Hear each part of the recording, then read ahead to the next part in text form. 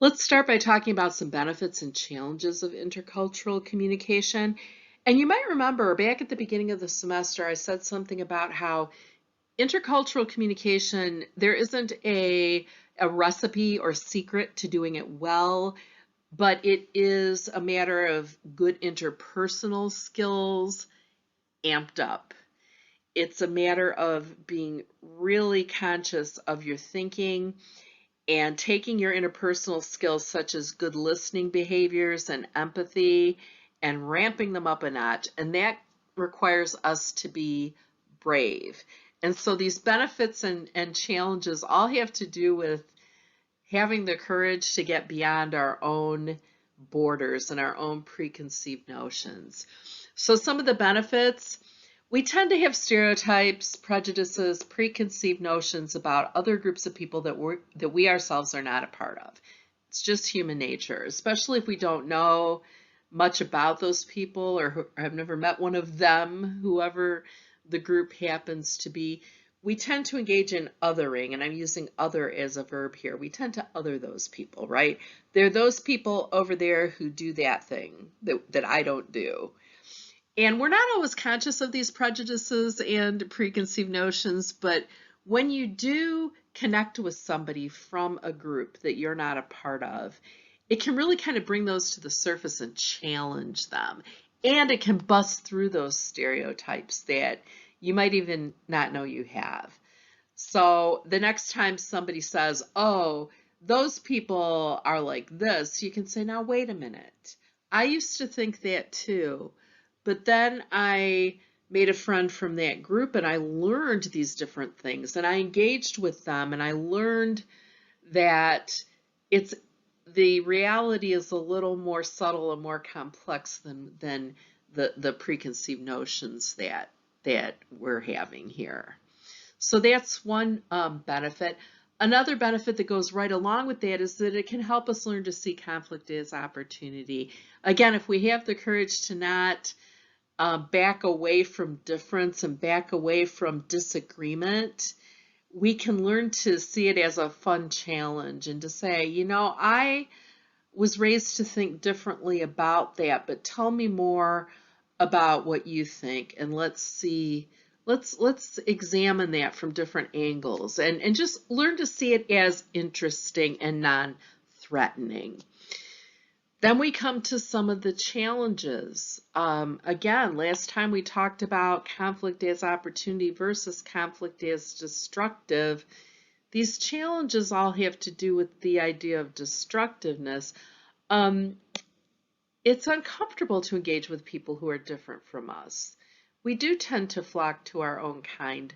So you have to have a certain tolerance for ambiguity in order to do it successfully. You have to be willing to be wrong, be willing to be embarrassed, be willing to have your ideas challenged in order to engage with people. And that takes a certain level of self-awareness and maturity that a lot of people don't have. So we're all about kind of raising our awareness about these things. And the challenge is to not see difference as bad or wrong or something to flee from, but to see it as something that's interesting, challenging, and worth engaging in order to honor the other person's ideas as well as your own. Let's examine some dialectics that are particular to intercultural relationships.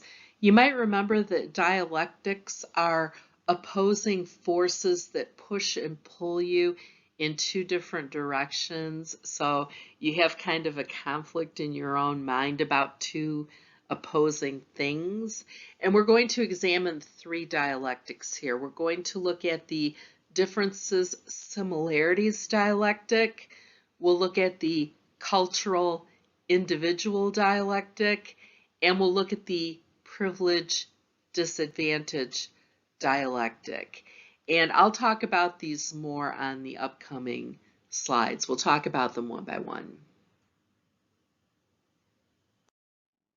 The first dialectic we'll examine is the differences, similarities dialectic.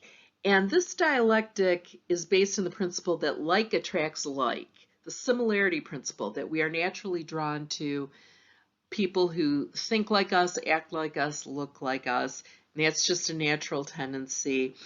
And that being with people who are like us gives us a sense of cognitive consistency, cognitive meaning thinking, right? So we seek connection, we seek agreement, we like to hear ideas that we agree with, we like to be with people that reinforce our own beliefs. That all makes us very comfortable being with similar people. So the differences similarities dialectic proposes that we're always going to be drawn toward that similar end of the scale.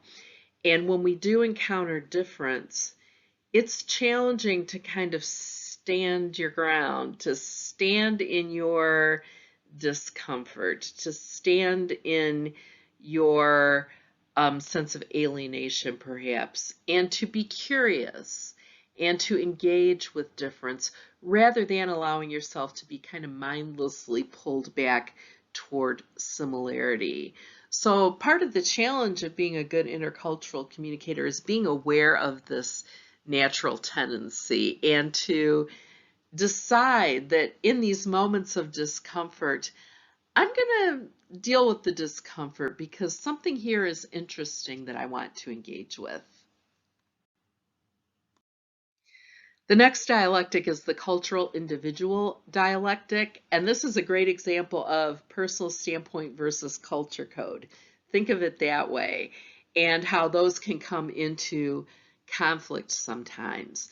So, culture code for Americans might be that we are ambitious and we want to get ahead, and in our careers, we want to climb the ladder and get promoted. We want to make more money over time and things like that. That is our culture.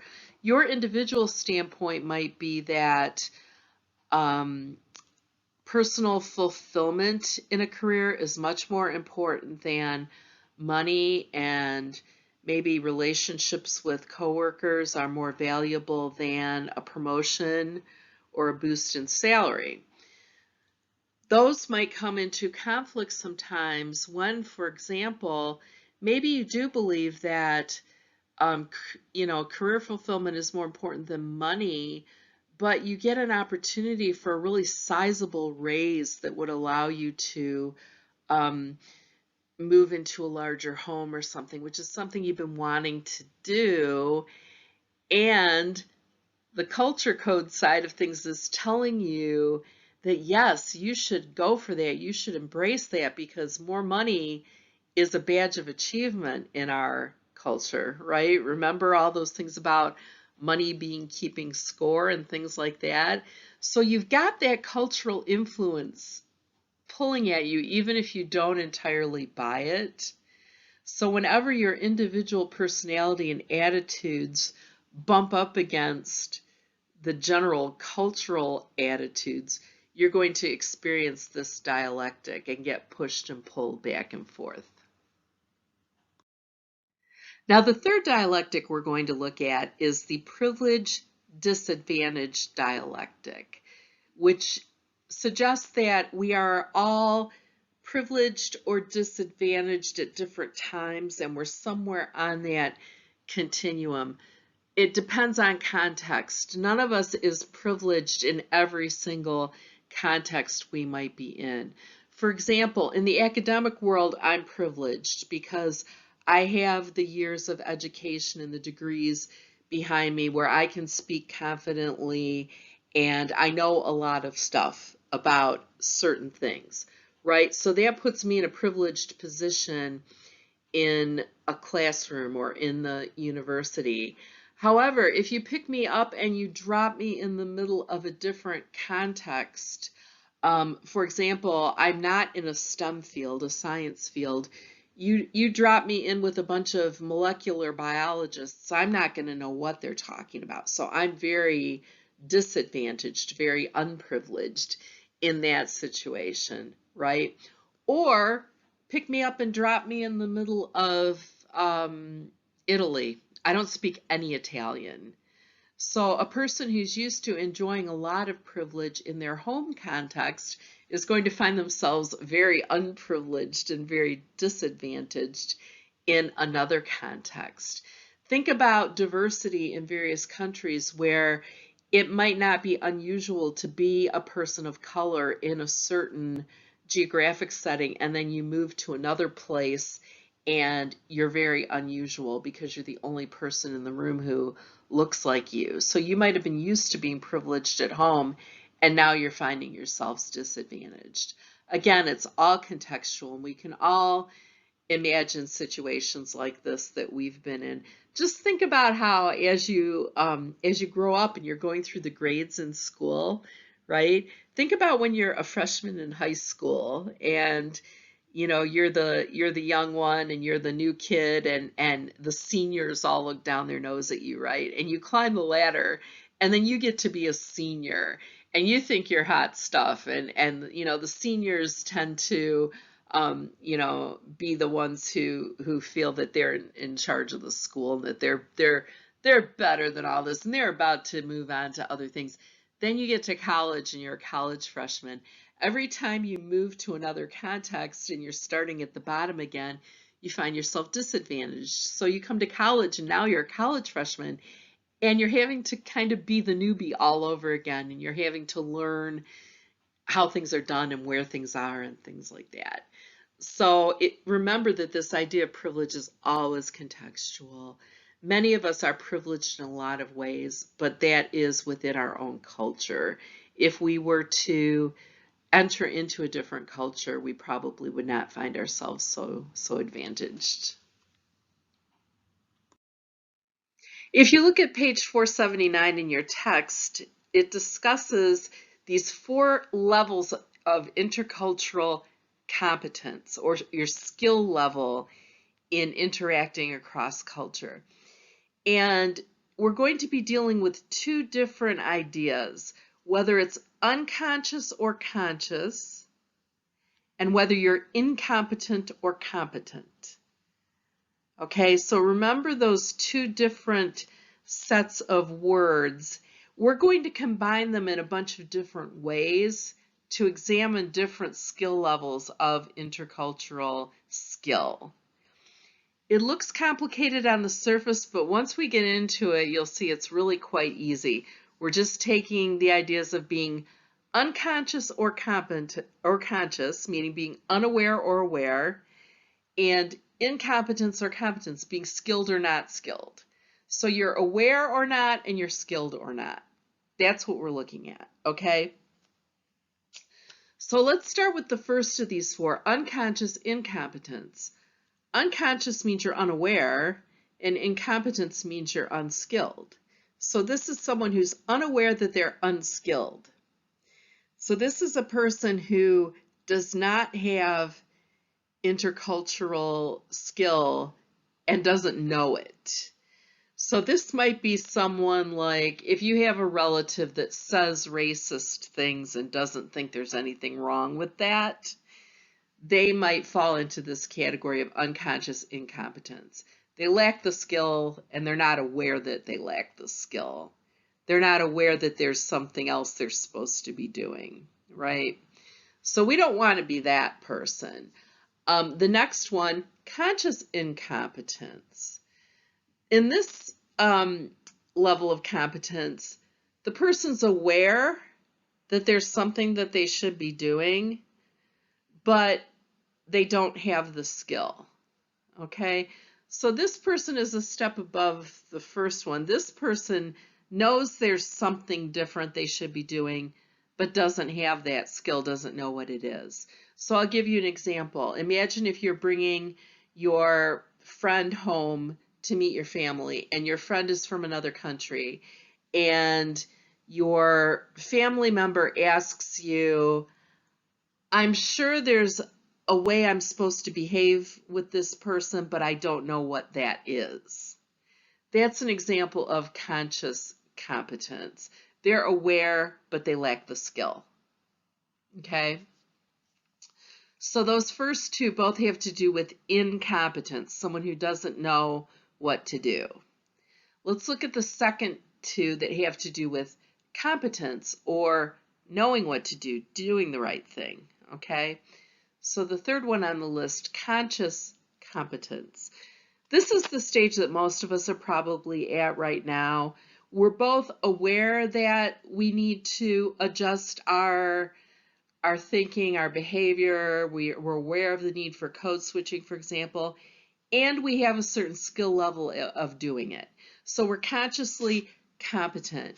We have to think about it, but we are aware and we are trying, okay? That would be conscious competence. The last one, unconscious competence, would be a state where it's so natural to you, it's so ingrained in you to exercise your intercultural skills that you don't have to stop and think about it so much first.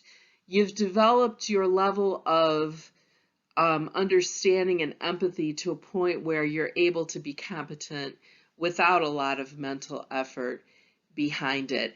And the best example I can think of for this is with learning a second language. They say that many people, when they're trying to become fluent in a second language, they're still having to translate in their head.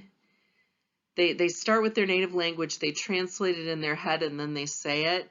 But when you get to the state of being really fluent, you don't have to go through that translation step. You can actually just think and speak in the other language. That is kind of an example of what unconscious competence would be.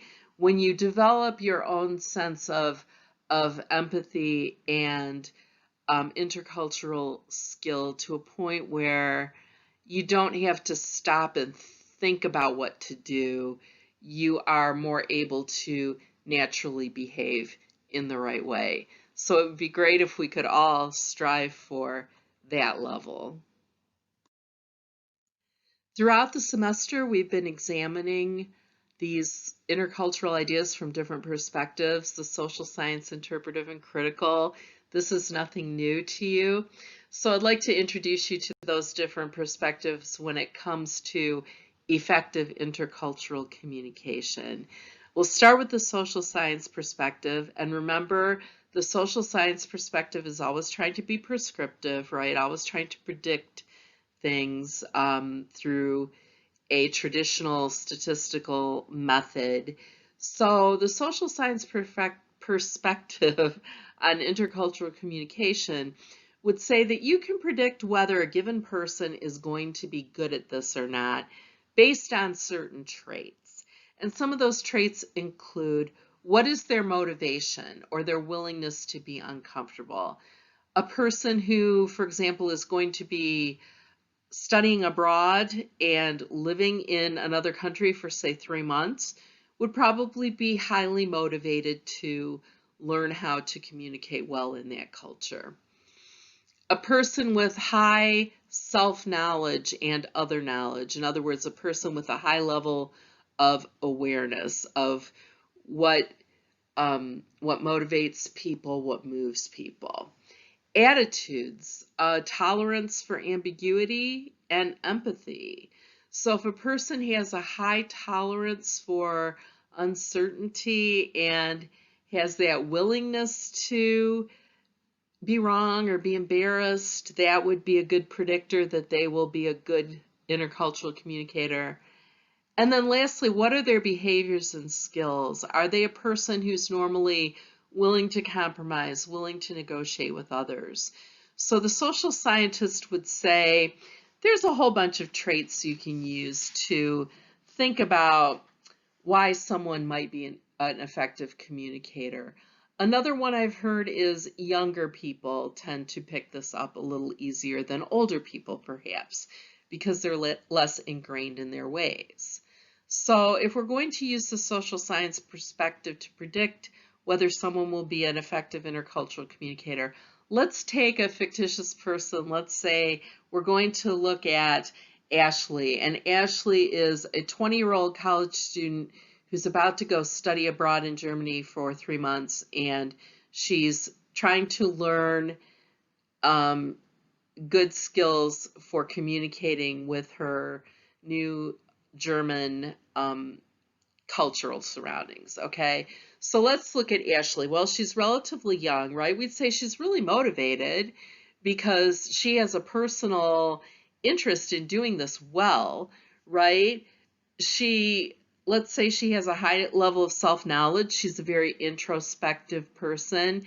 She has a high knowledge of other people. She has a lot of empathy. She understands how people think and what motivates them.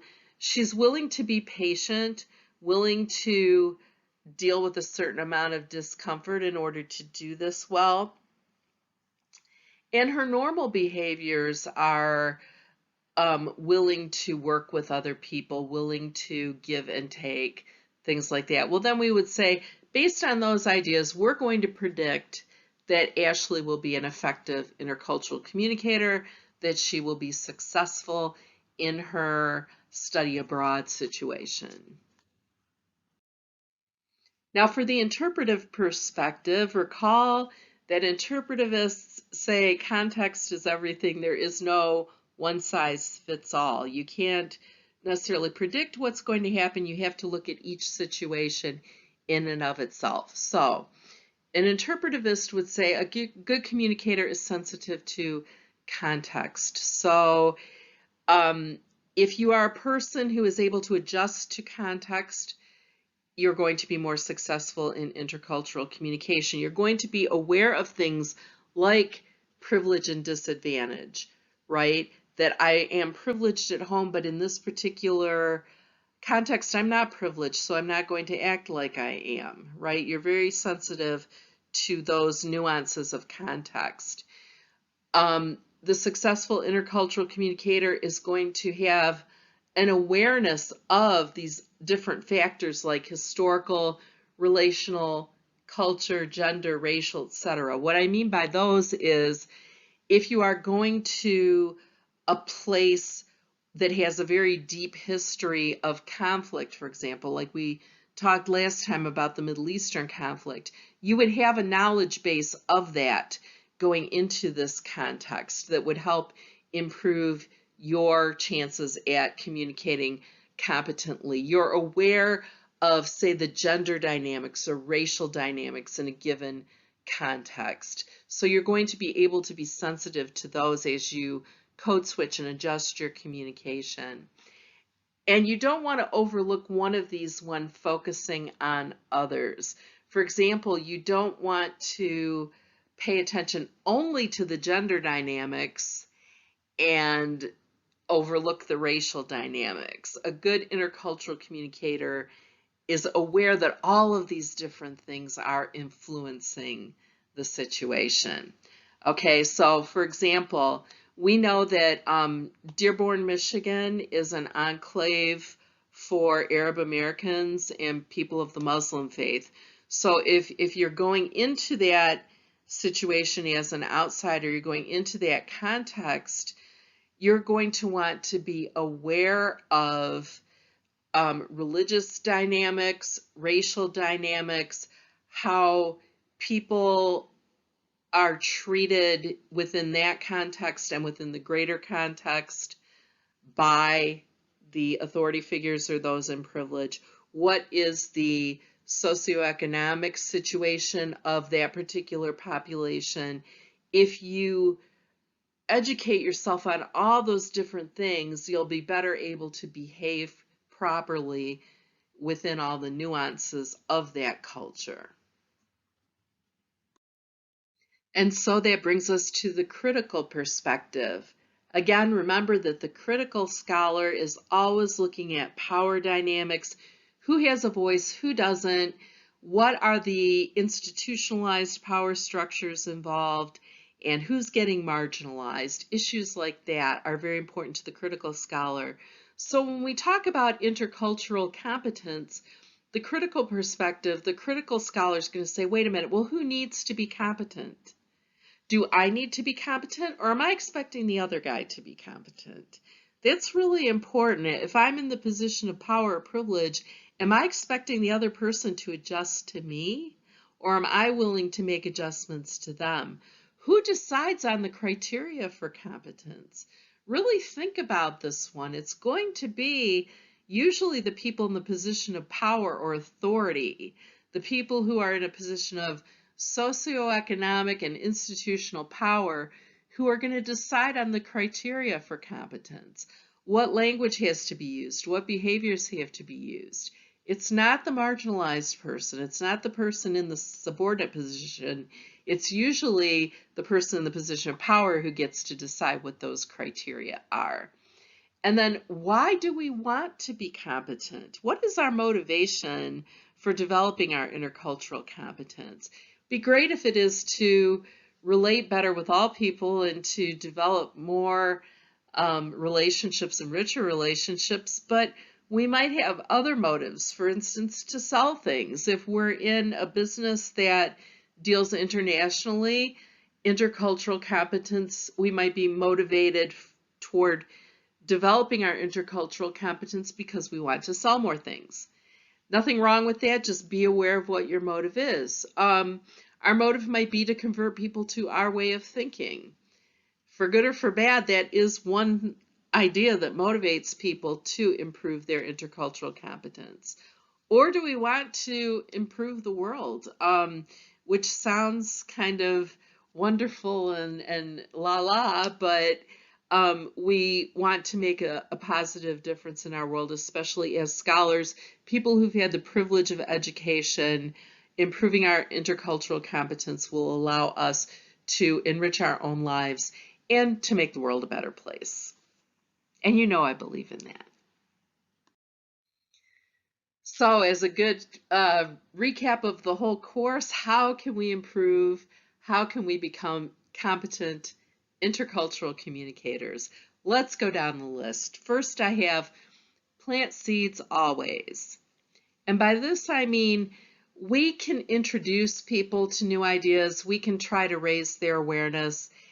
And they might not get it right away, but we're planting a seed, right? So if someone says something racist, for example, you don't have to point your finger at them and say, hey, you're racist. But you could say, you know, here's another way of looking at that. They might not change their mind right away, but that idea might stick with them, and they might think of it later when they have some life experience that matches up with it, and then it'll resonate with them. I always think about teaching as kind of a seed planting thing. It's like sowing and reaping, because students learn things in class that might not resonate with them right at that moment, or they might not connect with right at that moment. So I might not get to see the harvest, but the harvest might happen, who knows, years later, when something that you learned in a particular class will resonate with you and you'll remember it, but it won't happen until you have some sort of life experience that brings it back up to the surface. We can all do that all the time. Just gently plant seeds with other people that will help them think in new ways about these things. We can enter into dialogue with people who are different from us, people who are religiously different or politically different, and that's hard. But if we come to the table with a willing heart and with goodwill toward the other person, being both willing to listen as well as talk and truly trying to understand, we can really improve our intercultural awareness that way. We can form intercultural alliances. Go talk to that person who's different. It's hard, but it is a great way to challenge yourself. Affirm difference. Now, remember the standpoint activity we did. Every one of us came to this place by a different path. I always say that every student in the classroom came to this place in this moment by a different path. We've all had different life experiences. Let's not say, oh, we're all the same, and disregard or disrespect the fact that some of us have had different challenges than others, and some of those challenges have been difficult. So I can affirm my difference and affirm the areas in which I've been privileged. I can affirm the areas in which maybe things have been more difficult for somebody else. I'm very privileged and very fortunate to be embodied as a white woman. Some people are embodied in different ways that make their lives more challenging, right? I'm able-bodied for the most part. I mean, I have all kinds of health issues, but if you're an able-bodied person, you automatically have certain privileges over someone who is not able-bodied. Acknowledge that. Be aware of that. The road has been a little harder for that person maybe than it has been for you. Or a person who's racially or ethnically different or speaks a different language, that they are facing challenges that maybe you haven't had to face. So acknowledge that and respect it. So the big one here at the end is to learn to be comfortable with discomfort. If nothing else, I hope we can all get to this place, and I'm constantly working on it in myself. Be willing to push against your comfort zone. Be willing to be awkward or embarrassed or get it wrong in the service of making stronger connections with people, in the interest of establishing a mutual understanding with people. And it's hard. You have to get over your own self-consciousness. You have to get out of your own head and be more other focused than inward focused. And it's really hard. And it's a challenge. I haven't perfected it yet. I don't know many people who have, but it's a worthy challenge to set for yourself to every day try to get a little more comfortable with discomfort, because the best things happen outside of your comfort zone.